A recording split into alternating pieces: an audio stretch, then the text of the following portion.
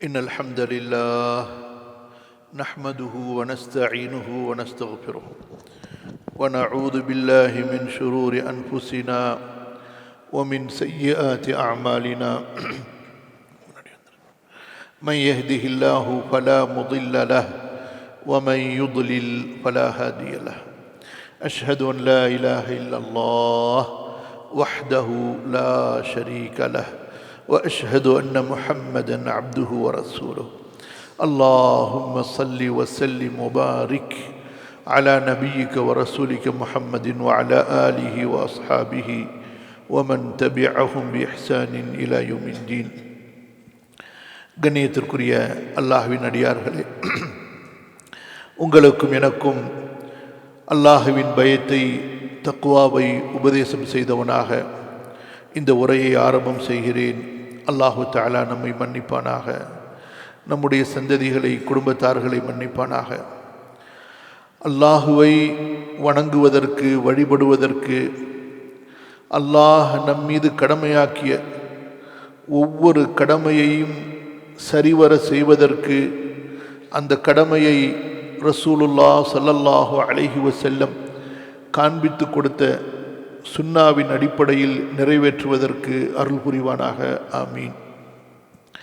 நம்முடைய கொள்கையில், சொல்லில், செயலில், குணங்களில் வழிகேடுகள், முரண்பாடுகள், குழப்பங்கள் நிகழ்வதிலிருந்து இறுதி மூச்சு வரை அல்லாஹு தஆலா நம்மை பாதுகாப்பானாக. நன்மையில் முன்னேறி செல்பவர்களாக நம் அனைவரையும் அல்லாஹு தஆலா ஆக்கி அருள்வானாக.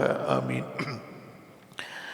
அன்பிற்குரிய அல்லாஹ்வின் அடியார்களே, ரப்புல் ஆலமீன் மறுமையை நினைவூட்டுகிறான். மறுமையை நினைவூட்டிக் கொண்டே இருக்கின்றான். அல் குர்ஆனுடைய எந்த ஒரு பக்கமும் நமக்கு மறுமையை நினைவூட்டாமல் செல்வதில்லை. வல் ஆகிரத்து கைரு வ அபகா, மறுமைதான் சிறந்தது, மறுமைதான் நிரந்தரமானது. கண்ணியத்திற்குரிய நபித்தோழர்கள் வாயிலாக நமக்கு அறிவிக்கப்படுகிறது, நீ இஅமல் லிமா யப்கா பிகத்ரி மா யப்கா, எது நிரந்தரமாக இருக்குமோ அந்த வாழ்க்கைக்கு அதற்கு தகுந்தால் போல் அமல் செய்து கொள். எது அழிந்து விடுமோ அதற்கு தேவைக்கு ஏற்ப நீ செய்து கொள் என்பதாக. ஆனால் நாமோ எப்படி தலைகீழாக மாற்றி வைத்திருக்கிறோம். அழிந்து போகக்கூடிய சில ஆண்டுகளில் இந்த உலகத்தை விட்டு பிரிந்து செல்லக்கூடிய துன்யாவுக்கு நாம் சேர்த்து கொண்டே இருக்கிறோம். நாம் சேர்த்ததில் ஒருபோதும் திருப்தி அடைவதே இல்லை. எந்த ஆகிரத்தில் நிரந்தரமாக தங்கப் போகிறோமோ அந்த ஆகிரத்திற்கு அற்பமாக சேர்த்து கொண்டு அதிலும் எத்தனை ஓட்டைகளோ அல்லாஹ் அறிந்தவர். அதை கொண்டு பெருமைப்படுகிறோம், பெருமிதம் கொள்கிறோம். அல்லாஹ் தான் நம்மை மன்னிக்க வேண்டும். அல்லாஹ்வின் அடியார்களே, ஒரு யோசித்து பாருங்கள். நாம் வாழ்கிறோம், உழைக்கிறோம், கஷ்டப்படுகிறோம். 40 வயதை தாண்டிவிட்டாலே 40 வயதை தாண்டிவிட்டாலே மௌத்தின் அறிவிப்பாளர் நமக்கு வந்து விட்டார். வஜாஅக்குமுன் நதீர் அவலம் நுஅம்மிருக்கும் மா யததக்கரு ஃபீஹி மன் ததக்கர் வஜாஅக்குமுன் நதீர். அல்லாஹ் கேட்கிறான் சூரா ஃபாத்திர். ஒருவன் அறிவு பெறக்கூடிய அளவிற்கு உங்களுக்கு நாம் இந்த உலகத்தில் வாழ்க்கையை கொடுக்கவில்லையா? அதாவது 40 வயசு வரைக்கும் அல்லாஹ் ஒருத்தனை வாழ வச்சுட்டா அவனுக்கு புத்தி வந்தே ஆகணும். அச்சமூட்டி எச்சரிப்பவர் உங்களுக்கு வந்து விட்டார். அச்சமூட்டி எச்சரிப்பவர். நம்முடைய தலைமுடி நரைப்பது, நம்முடைய தாடி முடி நரைப்பது, இதெல்லாம் நமக்கு மரணத்தை அறிவுறுத்துகிறது. வஜாஅக்குமுன் நதீர். ஆனால் சகோதரர்களே, அல்லாஹ்வின் தூதர் ஸல்லல்லாஹு அலைஹி வஸல்லம் எவ்வளவு அழகாக அந்த உண்மையை சொன்னார்கள். யக்புரு புனு ஆதம், மனிதன் வயோதிகத்தை அடைகிறான், பெரிதாகி கொண்டே போய் அவனுக்கு வயசு போது ஆனால் அவன் மட்டும் பெரியவனாக ஆகவில்லை, அவனோடு சேர்ந்து இரண்டும் பெரியதாகி கொண்டே இருக்கிறது. வயக்புரு மஅஹு இஸ்னான், ஒன்று அல் அல் அமல் அல் தூலுல் அமலி வல் ஹிர்ஸ், ஒன்று என்ன, நீண்ட ஆசை, பேராசை. வாலிபனாக இருக்கும் போது இல்லாத சொத்தாசை, செல்வாசை எல்லாம் அவனுடைய வயோதிகத்தில் வருவதை பார்க்கிறோம். அல்லாஹ்வின் அடியார்களே, ஏன் இந்த விஷயத்தை எனக்கும் உங்களுக்கும் நினைவூட்டுகிறேன் என்றால், நம்முடைய அமல்களில் நமக்கு இருக்கக்கூடிய கவனத்தை பாருங்கள். நம்முடைய துன்யாவுடைய வேலைகளில், காரியங்களில் நமக்கு இருக்கக்கூடிய ஆர்வத்தை பாருங்கள். இரண்டு ஆர்வத்தையும் ஒப்பிட்டு ஒரு தராசிலே உங்களது மனசாட்சியிலே நிறுத்து பாருங்கள்.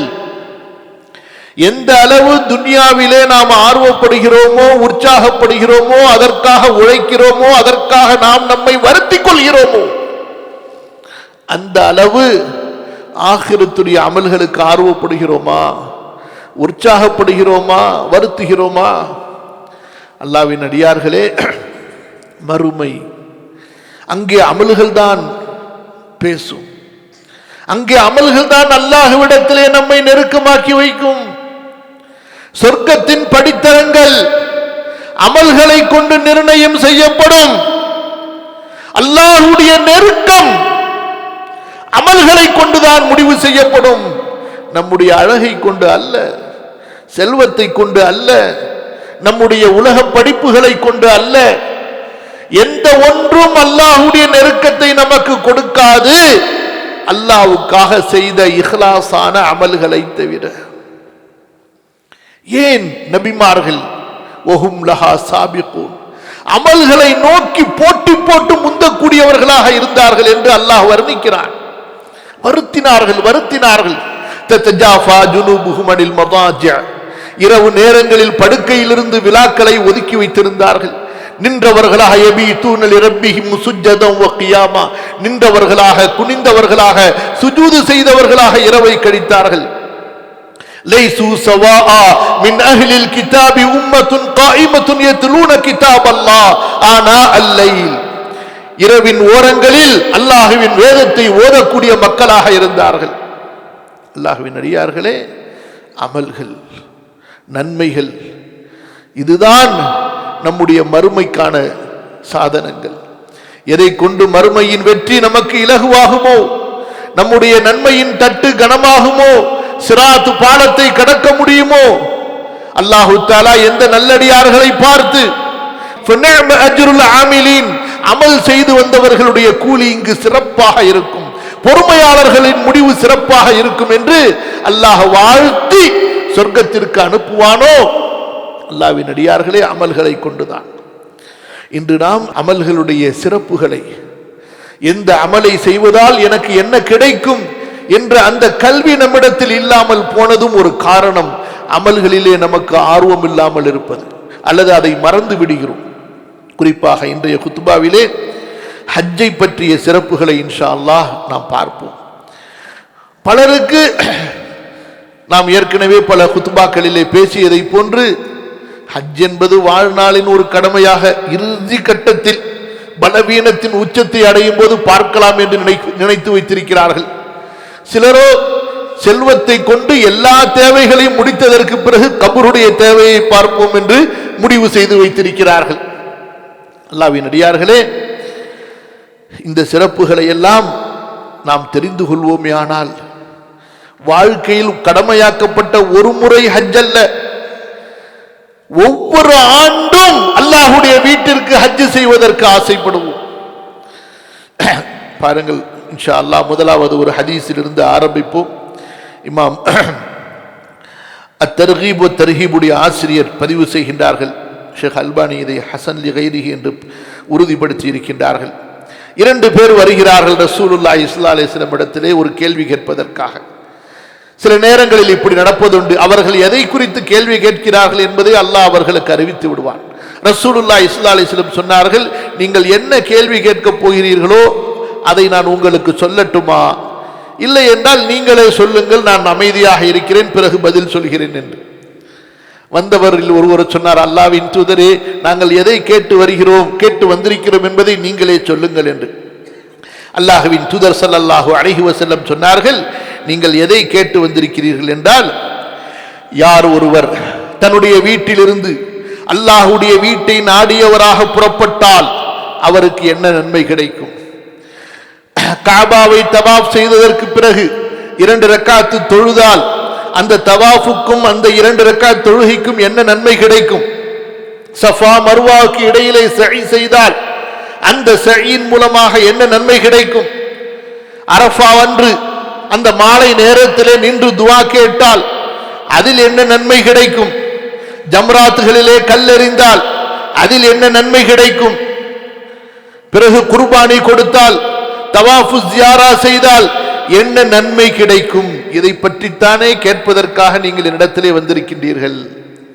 சஹாபாக்களுடைய தேடல் எல்லாம் அப்படித்தான்.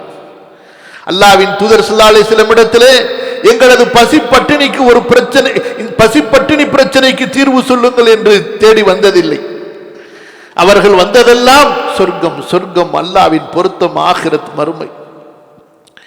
சொன்னார்கள் அந்த சஹாபி, அல்லாஹ்வின் தூதரே, உங்களை சத்தியத்தை கொண்டு அனுப்பிய அல்லாஹ்வின் மீது சத்தியமாக இது குறித்துத்தான் நாங்கள் விசாரிக்க வந்தோம் என்று சொல்கிறார்கள். அல்லாஹ்வின் தூதர் ஸல்லல்லாஹு அலைஹி வஸல்லம், நீங்கள் உங்களது வீட்டிலிருந்து அல்லாஹ்வுடைய அந்த புனித இல்லம் காபாவை நாடி நீங்கள் புறப்பட்டால் உங்களுடைய வாகனம் அது ஒரு காலை வைத்து இன்னொரு காலை எடுத்தார். ரசூல் ஸல்லல்லாஹு அலைஹி வஸல்லம் ஒட்டகத்தை நினைவு கூர்ந்தார்கள். அந்த காலத்தில் நீண்ட தூரத்திலிருந்து வருவதற்கு ஒட்டகம்தான் ஒரு வழி.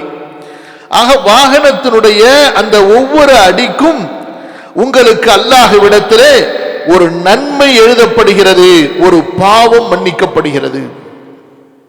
சொன்னார்கள், நீங்கள் காபாவை தவாப் செய்துவிட்டு 2 ரக்காத்து தொழுதால் இஸ்மாயிலுடைய குடும்பத்தை சேர்ந்த ஒருவரை உரிமை விட்ட நன்மை கிடைக்கிறது. பொதுவாக ஒரு அடிமையை உரிமையிடுவது நரகத்திலிருந்து தன்னை உரிமையிட்டுக் கொள்வதற்கான அதற்கு சமமான நன்மை. அதிலும் இஸ்மாயில் அலைஹி ஸலாத்து வஸ்ஸலாம் அவர்களுடைய குடும்பத்தைச் சேர்ந்த ஒருவர் அடிமையாக இருப்பாரேயானால் அவரை உரிமையிடுவது என்பது அவ்வளவு பெரிய சிறப்பு.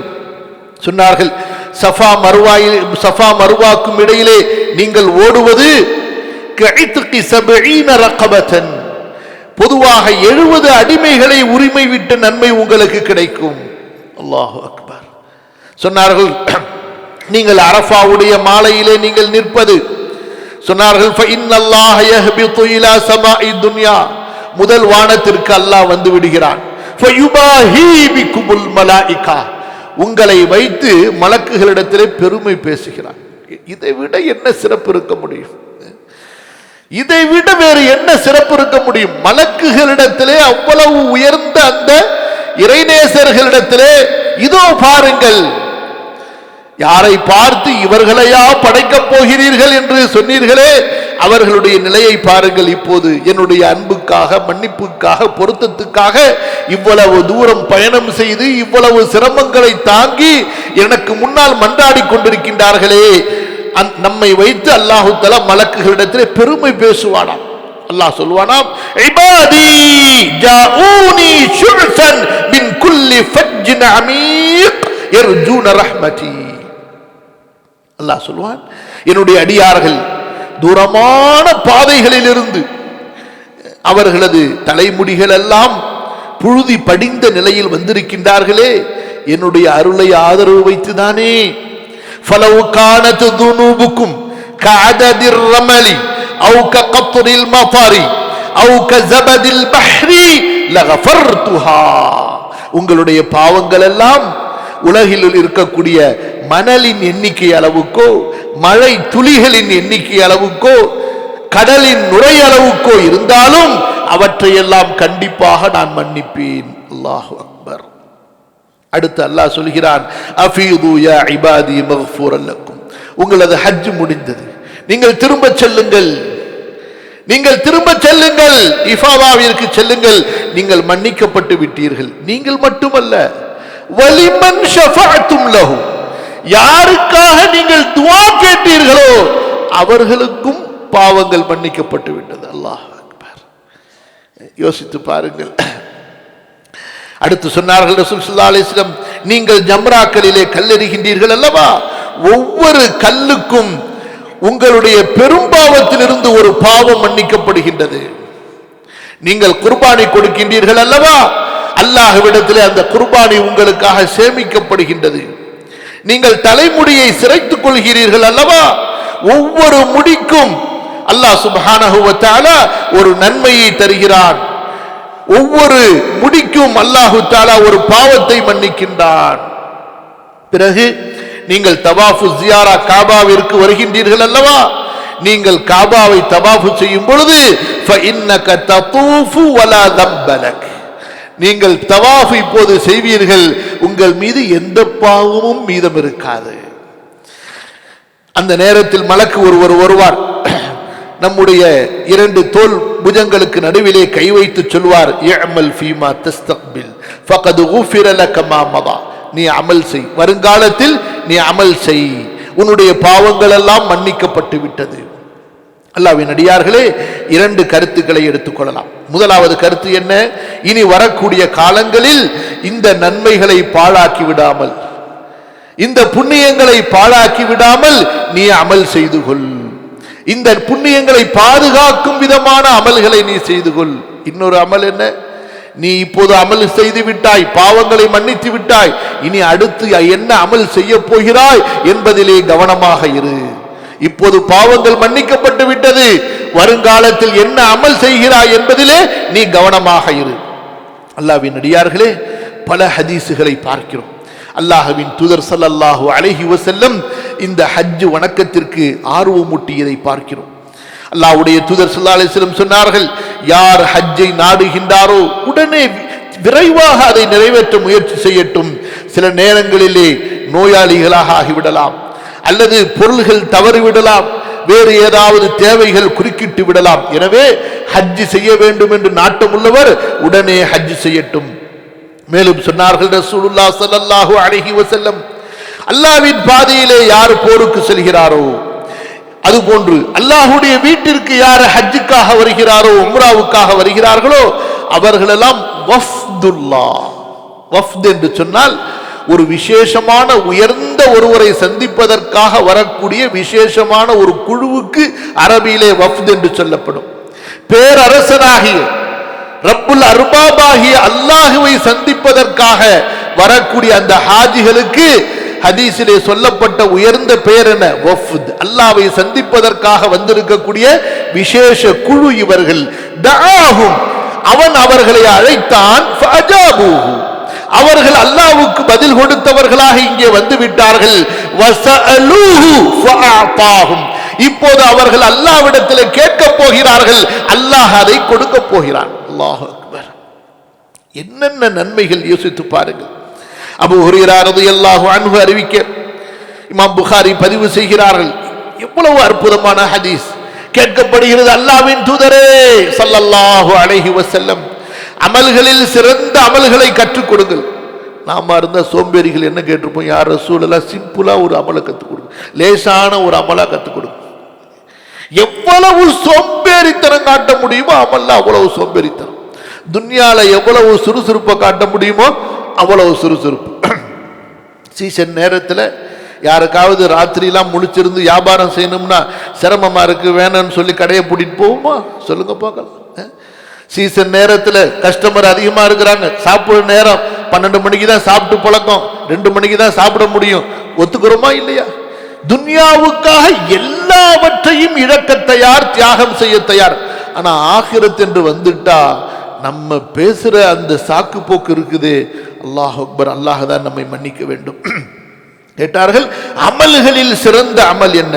நபி ஸல்லல்லாஹு அலைஹி வஸல்லம் சொன்னார்கள், அல்லாஹுவை அவனுடைய ரசூலை ஈமான் கொள்வது. அல்லாஹுவை அவனுடைய ரசூலை ஈமான் கொள்வது. பிறகு கேட்டார்கள், அடுத்து என்ன அல்லாஹ்வின் தூதரே? சொன்னார்கள் ரசூலுல்லாஹ் ஸல்லல்லாஹு அலைஹி வஸல்லம், அல்லாஹ்வின் பாதையிலே போர் செய்வது. பிறகு கேட்கப்பட்டது, அல்லாஹ்வின் தூதரே பிறகு என்ன?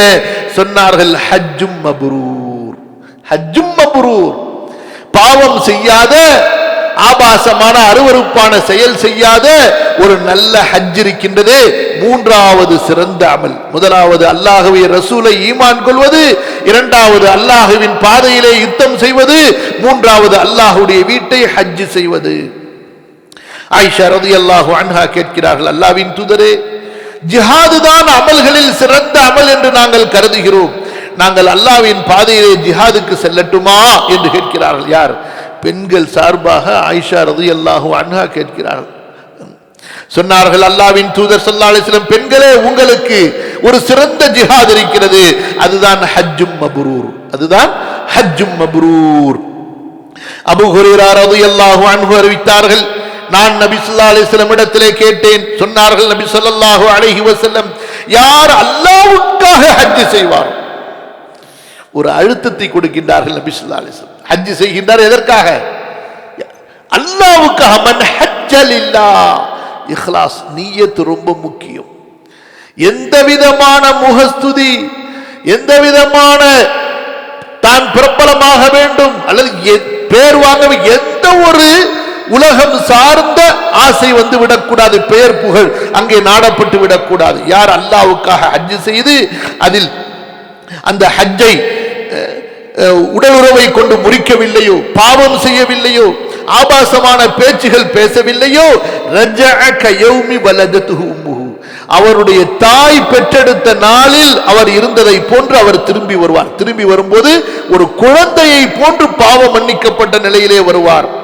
ஆயிஷா ரலியல்லாஹு அன்ஹா கூறுகிறார்கள், இமாம் முஸ்லிம் பதிவு செய்கிறார்கள், மா மின் யௌமின் அக்ஸரு அன் யுஅதிகல்லாஹு ஃபீஹி அபீதன் மினன் நார் மின் யௌமி அரஃபா. அல்லாஹு தஆலா தன்னுடைய அடியார்களை விடுதலை செய்வது நரகத்திலிருந்து எந்த ஒரு நாளிலும் இவ்வளவு நடப்பதில்லை, அரஃபாவுடைய நாளில் விடுதலை செய்வதை விட. அந்த அளவு அல்லாஹு தஆலா தன்னுடைய அடியார்களை விடுதலை செய்கிறான். அது மட்டுமல்ல, இன்னஹு லயதுனு, அவன் தனது அடியார்களுக்கு மிக நெருக்கமாக வந்து விடுகின்றான். சும்ம யுபாஹி பிஹிமுல் மலாயிகா, பிறகு அவர்களை முன்னிறுத்தி மலக்குகளிடத்திலே பெருமை பேசுகிறான். ஃபயக்கூல் மா அராத ஹாவுலா, மலக்குகளிடத்திலே சொல்கிறான், இவர்களெல்லாம் ஏன் வந்தார்கள், எதை நாடி வந்திருக்கிறார்கள், என்ன நோக்கத்துக்காக வந்திருக்கிறார்கள் என்று அவர்களிடத்திலே அல்லாஹு தஆலா பெருமை பேசுகிறான். மேலும் சொன்னார்கள் ரசூலுல்லாஹ் ஸல்லல்லாஹு அலைஹி வஸல்லம், அல் உம்ரத்து இலல் உம்ரத்தி கஃபாரத்துன் லிமா பைனஹுமா. உம்ரா ஒரு முறை செய்து அடுத்த முறை செய்வீர்களே ஆனால் அந்த இரண்டுக்கும் இடையில் இருக்கக்கூடிய பாவங்களை எல்லாம் அந்த உம்ரா போக்கி விடுகின்றது. வல் ஹஜ்ஜுல் மப்ரூர், நன்மைகளால் நிரம்பிய ஹஜ் இருக்கின்றது, லைஸ லஹு ஜஸாஉன் இல்லல் ஜன்னah, சொர்க்கத்தை தவிர அதற்கு கூலி இல்லை. அந்த ஹஜ்ஜுக்கு சொர்க்கத்தை தவிர வேறு கூலி இல்லை. மேலும் சொன்னார்கள் ரசூலுல்லாஹ் ஸல்லல்லாஹு அலைஹி வஸல்லம், தாபிஉ பைனல் ஹஜ் வல் உம்ரா, ஹஜ் உம்ராவை தொடர்ந்து செய்யுங்கள். ஹஜ் உம்ராவை ஒரு முறை செய்து விட்டோம் போதும் என்று சடைவடைந்து விடாதீர்கள். சடைவடைய முடியாது. இருந்தாலும் அல்லாஹ்வுடைய தூதர் ஸல்லல்லாஹு அலைஹி வஸல்லம் ஆர்வம் ஊட்டினார்கள். சிலருக்கு கூட்டத்தை பார்த்தால் பயம், சிலருக்கு பாத்ரூம் செல்வதற்கு கியூவை பார்த்தால் பயம், சிலருக்கு பாத்ரூமில் சென்று விட்டு பின்னால் ஒருத்தர் கியூவில் அடுத்து நிற்கிறார் என்றால் அதை நினைத்து பயம். எல்லாத்தையும் எடுத்து காலுக்கு கீழே போட்டு புதைக்கணும். நம்முடைய சுகத்தை, நம்முடைய சொகுசு வாழ்க்கையை, நம்முடைய இன்பங்களை, எதையெல்லாம் நாம் இந்த வாழ்க்கையில் நம்முடைய வீட்டில் நம்முடைய உள்ளூரில் இருக்கும்போது அனுபவித்தோமோ அவற்றையெல்லாம் அல்லாஹ்வுக்காக, ரப்புக்காக தியாகம் செய்யக்கூடிய ஒரு உன்னதமான ஒரு பயணம் இருக்கிறது என்றால் அது ஹஜ் உம்ராவுடைய பயணம். எப்படி தொழுகைக்கு நன்மை இருக்கிறதோ சகோதரர்களே, சுஜூதுக்கு நன்மை இருக்கிறதோ, நம்முடைய சுகத்தை, நம்முடைய இன்பத்தை, நாம் அனுபவித்துக் கொண்டிருக்கக்கூடிய இந்த எல்லா வசதிகளையும் அல்லாஹ்வுக்காக விடுவதிலே அவ்வளவு பெரிய நன்மை இருக்கிறது. ஏன் அல்லாஹு தஆலா ஜிஹாதை பற்றி சொல்லும்போது, மா கான லிஅஹ்லில் மதீனத்தி வமன் ஹவுலஹும் மினல் அராப் ஐயதகல்லஃபு அன் ரசூலில்லாஹ், அல்லாஹ்வின் தூதர் போருக்கு போகும்போது, மதீனா வாசிகளே, மதீனாவை சுற்றி உள்ள ஊர்வாசிகளே, நீங்கள் எல்லாம் வீடுகளிலே தங்கி இருப்பீர்களா? நீங்கள் அல்லாஹ்வின் பாதையிலே போகும்போது ஒவ்வொரு எட்டுக்கும் அல்லாஹ் உங்களை மன்னிக்கின்றான். உங்களுக்கு அல்லாஹ்வின் பாதையிலே போகும் பொழுது உங்களுக்கு ஏற்படக்கூடிய பசி, தாகம், அதற்காகவும் அல்லாஹ் உங்களை மன்னிக்கிறான். ولا يطؤون موطئا يغيظ الكفار ولا ينالون من عدو نيلا الا كتب لهم. எதிரிகளிடத்திலிருந்து உங்களுக்கு ஏற்படக்கூடிய ஒவ்வொரு காயத்திற்கு அல்லாஹ் உங்களுக்கு நன்மையை எழுதுகிறான். ஏற்படக்கூடிய ஒவ்வொரு சிரமத்திற்கு அல்லாஹ் உங்களுக்கு நன்மை எழுதுகிறான். ஏன்? ஜிஹாத் அமல்களிலேயே சிறந்த அமல். சகோதரர்களே, அப்படிப்பட்ட ஒன்று இந்த ஹஜ்ஜிலே காணப்படுகிறது. அடியான் தன்னுடைய வசதிகளை, தன்னுடைய எல்லா விதமான அவனுடைய அந்த சுற்றுச்சூழல்களை எல்லாம் மாற்றிக்கொள்கிறான் அல்லாஹ்வுக்காக. அடுத்த அன்பிற்குரியவர்களே, அல்லாஹ்வுடைய தூதர் ஸல்லல்லாஹு அலைஹி வஸல்லம் சொன்னார்கள், ஹஜ் உம்ராவை தொடர்ந்து செய்யுங்கள். ஏனென்றால் இதை தொடர்ந்து செய்வது வறுமையை போக்குகிறது, பாவங்களை போக்கி விடுகின்றது. கொள்ளனுடைய துருத்தி இரும்பின் அழுக்கை போக்குவது போன்று. அல்லாஹ்வின் தூதர் ஸல்லல்லாஹு அலைஹி வஸல்லம் சொன்னார்கள், முஸ்லிம் தல்பியா சொல்வாரேயானால் அவருடைய வலப்பக்கத்தில் உள்ளவை, இடப்பக்கத்தில் உள்ளவை, கற்கள், மரங்கள், பொடி கற்கள் எல்லாம் அந்த தல்பியாவை திரும்ப சொல்லுகின்றன. எதுவரை என்றால் இந்த பக்கம் அந்த பக்கம் எவ்வளவு தூரம் பூமி செல்லுமோ அந்த அளவுக்கு அவருடைய தல்பியாவை திரும்ப சொல்லுகின்றன. மேலும் சொன்னார்கள் ரசூலுல்லாஹ் ஸல்லல்லாஹு அலைஹி வஸல்லம், என்னிடத்திலே ஜிப்ரீல் வந்தார், சொன்னார், முஹம்மதே, உமது தோழர்களுக்கு கட்டளை கொடுங்கள், அவர்கள் தல்பியாவை உரத்த குரலில் சொல்லட்டும். ஏனென்றால் ஃபஇன்னஹா மின் ஷிஆரில் ஹஜ்ஜி, இது ஹஜ்ஜுடைய அடையாள சின்னமாகும். ஹஜ்ஜுடைய ஒருவர் ஹஜ் செய்கிறார் என்பதனுடைய அடையாள சின்னமாகும். ஆனால் இன்றோ நாம் அணியக்கூடிய இஹ்ராமை தவிர இருப்பது வேறு ஒன்று அடையாளமாக இருப்பதே இல்லை. எல்லாவற்றிலும் சோம்பேறித்தனம். அல்லாஹ் மன்னிப்பானாக. சொன்னார்கள் ரசூலுல்லாஹ் ஸல்லல்லாஹு அலைஹி வஸல்லம், ஹஜ்ஜுடைய அமல்களிலே சிறந்த அமல் எது தெரியுமா? அல் ஹஜ்ஜு வஸ்ஸஜ்ஜு, குர்பானி கொடுப்பதும் தல்பியாவை உரத்த குரலிலே சொல்வதும். இப்னு உமர் ரலியல்லாஹு அன்ஹு அறிவிக்கிறார்கள், ரசூலுல்லாஹ் ஸல்லல்லாஹு அலைஹி வஸல்லம் சொன்னார்கள், யார் கஅபாவை 7 முறை தவாப் செய்வாரோ, ஒரு தவாஃப் என்பது 7 சுற்றுகள், 7 சுற்றுகளை கொண்ட ஒரு தவாஃபை செய்வாரோ, அதை சரிவர செய்வாரோ, அவருக்கு ஒரு அடிமையை உரிமையிட்ட நன்மை கிடைக்கும். அவர் ஒரு பாதத்தை உயர்த்தி ஒரு பாதத்தை வைக்கும் போதெல்லாம் அல்லாஹு தஆலா ஒரு பாவத்தை மன்னித்து ஒரு நன்மையை எழுதுகின்றான். மேலும் சொன்னார்கள் ரசூலுல்லாஹ் ஸல்லல்லாஹு அலைஹி வஸல்லம், ஹஜருல் அஸ்வதை தொட்டு தடவுவதும் ருக்குனை யமானியை தொடுவதும் பாவங்களை போக்கி விடுகின்றன. மேலும் சொன்னார்கள் ரசூலுல்லாஹ் ஸல்லல்லாஹு அலைஹி வஸல்லம், இந்த ஹஜருல் அஸ்வத் நாளை மறுமையிலே வரும் பொழுது அதற்கு 2 கண்கள் கொடுக்கப்படும். அந்த ஹஜருல் அஸ்வத் அந்த கண்களை கொண்டு பார்க்கும், அதற்கு ஒரு நாவு இருக்கும், அது பேசும். யாரெல்லாம் உண்மையான ஈமானை கொண்டு அதை தொட்டார்களோ அவர்களுக்காக அது சாட்சி சொல்லும். இப்னு அப்பாஸ் ரலியல்லாஹு அன்ஹுமா அறிவிக்கிறார்கள், ரசூலுல்லாஹ் ஸல்லல்லாஹு அலைஹி வஸல்லம் சொன்னதாக, ஹஜருல் அஸ்வத் சொர்க்கத்திலிருந்து இறங்கியது, அது பாலை விட வெண்மையாக இருந்தது. ஆதமுடைய மக்களின் பாவங்கள் அதை கருமையாக்கி விட்டன என்று. மேலும் சொன்னார்கள் ரசூலுல்லாஹ் ஸல்லல்லாஹு அலைஹி வஸல்லம், ஹஜருல் அஸ்வதும் ருக்குனை யமானியும் சொர்க்கத்தினுடைய மாணிக்கங்களில் இருந்து இறக்கப்பட்ட 2 மாணிக்கங்களாகும். அவற்றுடைய ஒளியை அல்லாஹு தஆலா போக்காமல் இருந்திருந்தால் கிழக்கிற்கும் மேற்குக்கும் இடையில் இருக்கக்கூடிய அத்தனை இடங்களையும் அது பிரகாசமாக ஆக்கி இருக்கும். மேலும் சொன்னார்கள் ரசூலுல்லாஹ் ஸல்லல்லாஹு அலைஹி வஸல்லம், ரஹிமல்லாஹுல் முஹல்லிகீன், ஹஜ்ஜிலே அமல்களிலே முக்கியமான அமல் தன்னுடைய தலைமுடியை சிரைத்துக் கொள்வது. யார் இந்த தலைமுடியை சிரைத்துக் கொள்கின்றார்களோ அவர்களுக்கு அல்லாஹ் கருணை காட்டுவானாக, அல்லாஹ் அவர்களுக்கு கருணை காட்டுவானாக. இருந்த தோழர்களிலே சிலர் கேட்டார்கள், அல்லாஹ்வின் தூதரே, முடியை குறைத்துக் கொள்பவருக்கும் துஆ செய்யுங்களேன் என்று. அல்லாஹ்வுடைய தூதர் ஸல்லல்லாஹு அலைஹி வஸல்லம் அதை கேட்டுவிட்டு மீண்டும் சொன்னார்கள், ரஹிமல்லாஹுல் முஹல்லிகீன், தலைமுடியை சிரைத்துக் கொள்பவர்களுக்கு அல்லாஹ் கருணை காட்டுவானாக. சஹாபாக்களிலே சிலர் சொன்னார்கள், அல்லாஹ்வின் தூதரே, வல் முகஸ்ஸிரீன யா ரசூலல்லாஹ், தலைமுடியை குறைத்துக் கொள்பவர்களுக்கும் துஆ செய்யுங்களேன். அல்லாஹ்வுடைய தூதர் ஸல்லல்லாஹு அலைஹி வஸல்லம் சொன்னார்கள், ரஹிமல்லாஹுல் முஹல்லிகீன், 3வது முறையும் தலைமுடியை சிரைத்துக் கொள்பவர்களுக்கு அல்லாஹ் கருணை காட்டுவானாக. அப்போது மீண்டும் சொன்னார்கள் தோழர்களிலே சிலர், அல்லாஹ்வின் தூதரே, தலைமுடியை குறைத்துக் கொள்பவருக்கும். அல்லாஹ்வுடைய தூதர் 4வதாக சொன்னார்கள், வல் முகஸ்ஸிரீன், இன்னும் தலைமுடியை குறைத்துக் கொள்பவர்களுக்கும் என்று முடித்து விட்டார்கள். அல்லாஹ்வின் அடியார்களே, அனுமதி இருக்கிறதா இல்லையா என்றால் அனுமதி இருக்கிறது. அல்லாஹு தஆலா நேரடியாக அல் குர்ஆனிலே கூறுகிறார், அல்லாஹ்வுடைய தூதரும் அனுமதி கொடுத்திருக்கின்றார்கள். ஆனால் அந்த சிறந்த துஆ அல்லாஹ் எதை முற்படுத்துகின்றான்?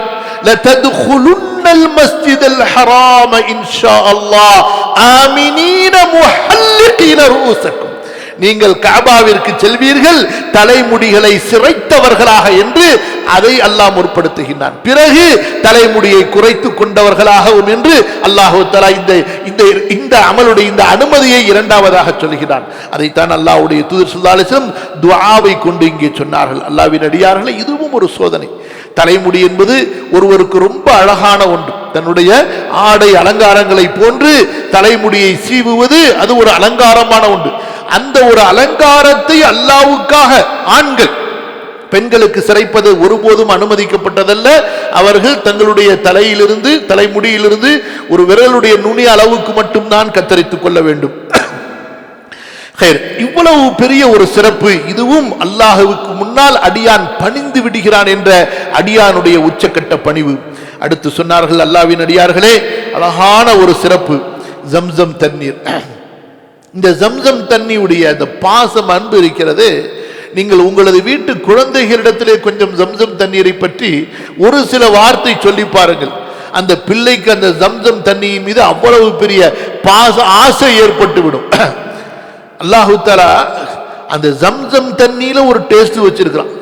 சில பிள்ளைங்களுக்கு ஜம்சம் தண்ணியை கொடுத்துட்டு அதுக்கப்புறமா வேற சாதா தண்ணியை ஜம்சம் தண்ணின்னு சொல்லி கொடுத்தா கூட இது ஜம்சம் தண்ணியிலன்னு கண்டுபிடிக்கக்கூடிய அளவுக்கு அல்லாஹ் சுப்ஹானஹு வ தஆலா அந்த ஈமானிய பரிசுத்தத்தை அங்கே வைத்திருக்கிறான். அந்த தண்ணி இருக்குதே, யா அர்ஹமர் ராஹிமீன், இப்பேற்பட்ட தண்ணி சாதாரண தண்ணியா? அது அல்லாஹ்வுடைய அத்தாட்சி அல்லவா? சொன்னார்கள் ரசூல் ஸல்லல்லாஹு அலைஹி வஸல்லம், ஜம்சமுடைய தண்ணீர் மாஉ ஜம்சம் லிமா ஷுரிப லஹு, எதற்காக குடிக்கப்படுகின்றதோ அதற்காக, என்ன நீயத்துல குடிக்கிறீங்களோ அதற்காக.